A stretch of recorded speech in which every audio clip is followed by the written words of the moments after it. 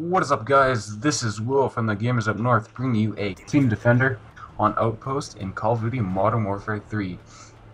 I'm commentating, but this gameplay was brought to you by The Undeniable, or Akash, so thank you to him for giving us this great gameplay to commentate over.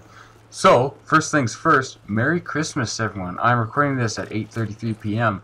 on the 24th, but it'll probably be up by the 25th. Takes a while to upload. Anyway, starting out the map, and before I jump in, I'm just gonna say, if I sound a little weird, that's because I'm using a different computer to record the commentary here, and the mic is really weird. I can't figure it out. I've done everything I could, but it sounds like I'm screaming at you from across the room. So sorry about that. But anyway, he's using the G36C assault rifle. This gun is very good. Some people might think it's good. Some people might think it's very good. Some people might think it's okay. The thing to remember is it's not the best, but it's certainly not the worst gun in the game. And I really like it. I think it has that flair that you can pick it up and you can just really get used to it. And it's one of those guns that, as I felt when I first unlocked it, I said, this is the gun I want to play with for a long time. So yeah, I really like that gun. Anyway, now I want to talk about the map. Outpost he is on. Outpost is a good map. And in fact, all maps in Modern Warfare 3 are pretty good. Some are okay, some are like pretty good to really good, but they're all good. But they're certainly not as memorable as the maps in Modern Warfare 2. And what I mean is they don't have that individual flair that a lot of the maps. And I'm not saying Modern Warfare 2 had, like, every single map was insane. There were some maps that weren't too good. But what I'm saying is Modern Warfare 2, some of the maps, like Terminal and High Rise, had just infinite replayability, and they were just epic. Modern Warfare 3, I haven't noticed, like I said, there's some maps that are really good and I really like to play, and I know a couple of the people I talk to agree with me, they don't have that flair. So anyway, I still like the maps, I still like the game. And speaking of the game and its technical stuff, I want to talk about the weapon level system and point streak system. Now, in my opinion, these are two of the best additions Modern Warfare 3 puts into the Call of Duty series.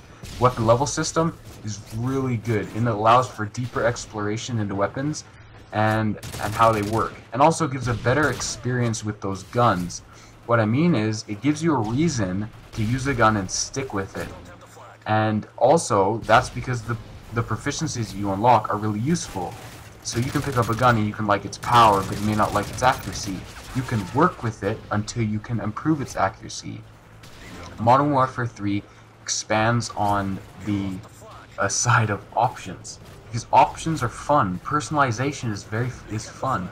It's something that everybody can get the hang of, because even if you can't get the hang of the game at first, you can distort, not in a bad way, but change the game in your favor for yourself. And that's what I really like about Modern Warfare 3. And the point streak system is a great idea. It allows for different playstyles and deeper immersion into the game, and it changes the outcome a lot, because what I found is if you're playing with friends and you guys are doing like search and destroy or something really collaborative that requires a team effort, you're going to use maybe support. But if you're playing on your own or going for something, you're going to use assault and specialist if you're, I don't know, sniping, I don't know. But the point streak system is really cool, and it comes with a lot of options, a lot of point streaks available. So I really props out to Infinity Ward and Sledgehammer and Raven for I think it was Infinity Ward, or I'm not sure which. I think it was Sledgehammer which handled the multiplayer. Whichever company that was involved in MW3 did it. They did a very good job of it.